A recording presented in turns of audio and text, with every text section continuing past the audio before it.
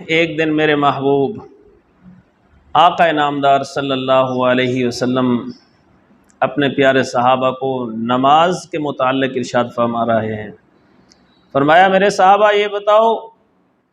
کسی آدمی کے دروازے پر ایک نہر جاری ہو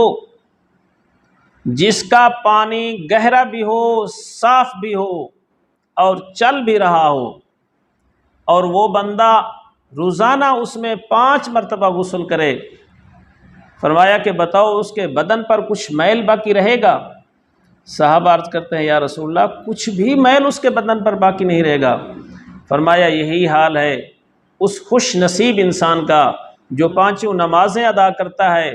اپنے وقت پر پڑھتا ہے، جماعت کا خیال کرتا ہے، تو اس کا بھی کوئی گناہ باقی نہیں رہتا۔ دیکھو آقا علیہ الصلوۃ والسلام نے کیسی مثال دے کر اپنے صحابہ کو بلکہ پوری امت کو یہ مسئلہ سمجھایا کہ جس طرح ایک شخص